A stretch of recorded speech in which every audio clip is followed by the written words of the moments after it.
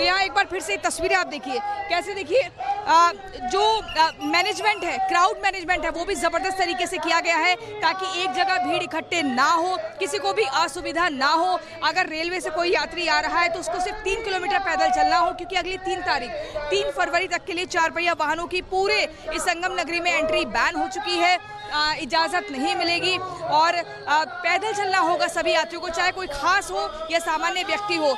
लेकिन ज़्यादा पैदल नहीं चला गया, इसी तरह से रूट तय किए गए हैं और नोज घाट पर ज़्यादा से ज़्यादा श्रद्धालु चाहते हैं कि वो पहुँचे, वहाँ पर स्नान करें। लेकिन ऐसी व्यवस्था की गई है कि नोज घाट के अलावा भी अलग अलग रूटों से लोग संगम में पहुँच सकते हैं, स्नान कर सकते हैं।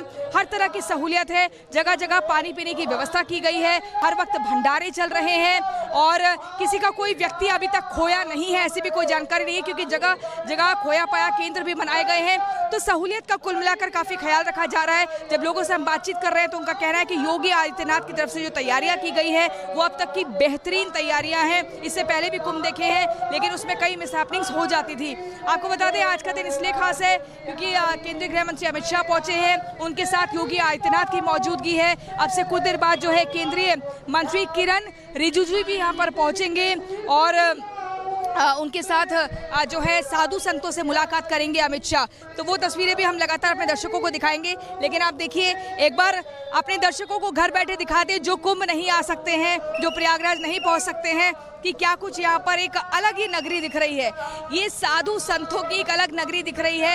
यहाँ पर जब आते हैं तो कुछ अद्भुत आप अलग महसूस करते हैं, क्योंकि ये सनातन की खूबसूरती है, जहाँ 24 घंटे अलग अलग शिविरों में यज्ञ चल रहा होता है, मंत्रोच्चारण किया जाता है और संगम घाट पर देखेंगे तो डुबकी लगाकर ईश्वर को याद किया जाता है। क्योंकि कहा जाता है कि जब जब कुंभ लगता है, अर्धकुंभ लगता है, महाकुंभ लगता है, तो उस क्षण को याद किया जाता है जब देवताओं में और असुरों में जो एक युद्ध हुआ था, समुद्र मंथन हुआ था और अमृत की बूंदें गिरी थी। उसको महसूस करने के लिए, उसका हिस्सा बनने के लिए इसी तिथि के दिन जो है लोग आते हैं। 26 फरवरी तक लगातार ये महाकुंभ चलेगा और 26 फरवरी का दिन वो आखिरी होगा जब महाशिवरात्रि उस दिन होगी। और उससे पहले कहा जाता है कि मौनी अमावस्या, ये वो दूसरा शाही स्नान है जिसमें ज़्यादा से ज़्यादा तादाद में हर कोई चाहता है कि मौनी अमावस्या के दिन पहुँचे और उसके बाद वो स्नान करे। इससे पहले हमने मकर संक्रांति देखा, उससे पहले और ये देखिए, यहाँ पर देखिए, ये लोग जो है ये सब जा रहे थे आगे, लेकिन जैसे ही पता लगा कि अमित शाह आ रहे हैं तो ये रुक गए हैं और इंतज़ार कर रहे हैं। हर कोई चाहता है कि जैसे अमित शाह यहाँ से गाड़ियों की एंट्री होगी तो एक बार उनको हाथ हिलाकर उनको अभिवादन करें और उनसे मुलाकात करें।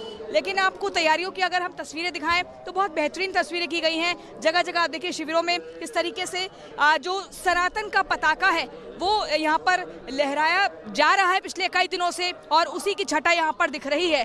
कल्पवास की व्यवस्था दूसरी जगह की गई है, वहाँ पर भी आपको बता दें अब तक जो है करोड़ों की तादाद में श्रद्धालु आए हैं, उस कल्पवास में रहे हैं। और इस कल्पवास में साधु संतों की तरह जीवन जीना होता है, जिसमें ना कोई एकदम बिल्कुल सादा खाना खाना होता है, सादा जीवन जीना होता है। 3 बार दिन में जो है संगम में डुबकी लगानी होती है। तो तमाम तरह के जो रीति रिवाज है उनका पालन करना होता है। यानी कि जितना आप अपने आप को कठोर जीवन कठोर एक दिनचर्या में रखते हैं उसी को कल्पवास कहते हैं। तो उसी जीवन को जीने के लिए, महसूस करने के लिए बड़े बड़े लोग भी यहाँ पर आते हैं और अब तक वो संख्या भी करोड़ों को पार कर चुकी है। हम आपको लगातार तस्वीरें दिखा रहे हैं कि किसी भी क्षण यहाँ पर अभी अमित शाह पहुँचेंगे। तैयारियाँ लगभग पूरी हो चुकी है, ग्रीन कॉरिडोर के थ्रू वो आएंगे। और आपको बता दें पूरे संगम नगरी में जगह जगह बैरिकेड्स लगे हुए हैं। एंट्री अब उतनी आसान नहीं है अगली 3 फरवरी तक। तो अगर कोई भी आने का प्लान कर रहा है तो अगर वहाँ अपनी बता दें आपको, अगर रेलवे स्टेशन से आएगा तो 3 किलोमीटर पैदल चलना पड़ेगा, गाड़ी से आएगा तो 1 किलोमीटर पैदल चलना पड़ेगा। लेकिन ये निश्चित तौर पर है, कोई भी चाहे वो आम व्यक्ति हो, खास व्यक्ति हो, सबको पैदल चलकर ही इस अपनी यात्रा को पूरा करना होगा।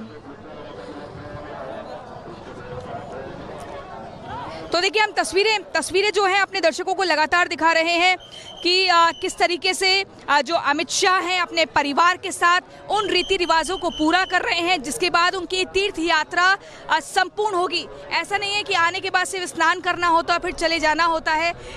साधु संतों का आशीर्वाद भी लेना ज़रूरी होता है।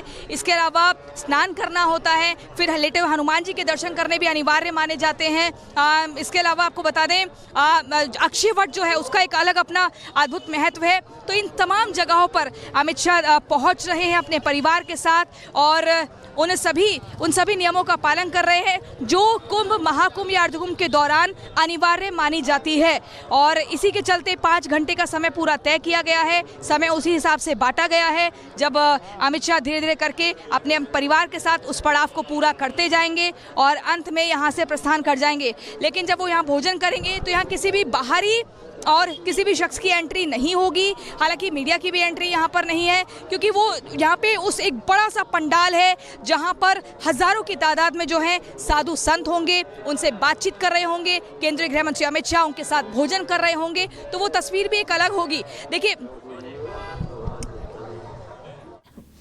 तो प्रियंका तस्वीर दिखा रही है आपको, साथ ही ये बता रही हैं कि वहां पर अगर 3 फरवरी तक आप जाने का सोच रहे हैं परिवार के साथ, अपने दोस्तों के साथ, तो ये मन बनाकर जाइए वहां पर कि आपको पैदल जाना पड़ेगा, पैदल चलना पड़ेगा, व्यवस्था बना रखनी पड़ेगी। लेकिन तस्वीर इस वक्त आपको लगातार दिखा रहे हैं। इस बीच हम गृह मंत्री अमित शाह ने स्नान किया है, मुख्यमंत्री योगी आदित्यनाथ, तमाम साधु संत उनके साथ इस दौरान मौजूद रहे। और ये दूसरी तस्वीर जिस वक्त वहां से स्नान के बाद आगे की तरफ प्रस्थान कर रहे हैं गृह मंत्री अमित शाह। थोड़ी देर के बाद जूना अखाड़ा भी पहुंचेंगे और उसके बाद साधु संतों का आशीर्वाद देंगे। उसके बाद लेटे हनुमान जी का आशीर्वाद लेने भी गृह मंत्री अमित शाह जाएंगे। ये तस्वीरें दिखाने का मतलब सिर्फ इतना है कि आम हो या खास, मां गंगा में स्नान के लिए हर कोई जाना चाहता है।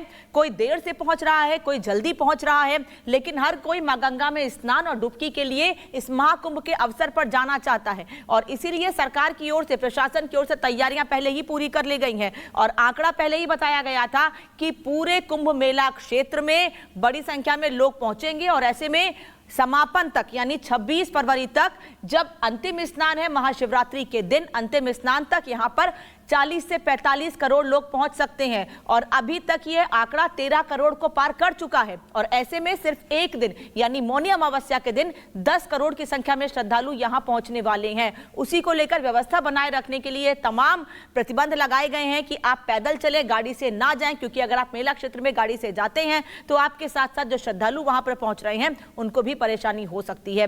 आस्था की डुबकी, परिवार के साथ पूजा अर्चना और संतों से मुलाकात की 3 तस्वीरें इस वक्त आपको दिखा रहे हैं। और संगम में स्नान और मां गंगा के दर्शन का जिक्र इसके पहले रामचरितमानस में भी किया जा चुका है। फिलहाल तस्वीरें देखिए आप।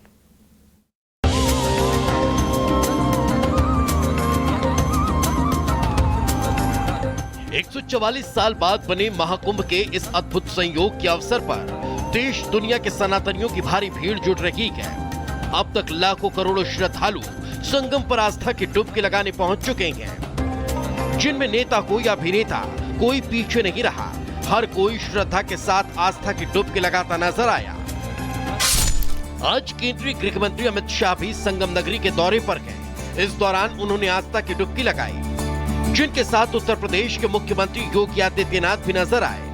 अमित शाह के संगम नगरी दौरे का जिक्र करें तो अमित शाह का संगम स्नान, अक्षय वट के दर्शन पूजन, हनुमान मंदिर में दर्शन पूजन, स्वामी अवधेशानंद से मुलाकात, जूना अखाड़ा छावनी में भोजन, स्वामी गोविंद गिरी से मुलाकात, शंकराचार्य स्वामी विदुशेखर से भेंट, शंकराचार्य स्वामी सदानंद सरस्वती से मुलाकात, स्वामी निशिलानंद सरस्वती से मुलाकात। इससे पहले मुख्यमंत्री योगी आदित्यनाथ भी अपनी पूरी कैबिनेट के साथ आस्था की डुबकी लगा चुके हैं, जिन्होंने संगम नगरी में ही कैबिनेट बैठक कर कई सौगात दी। मुख्यमंत्री योगी आदित्यनाथ का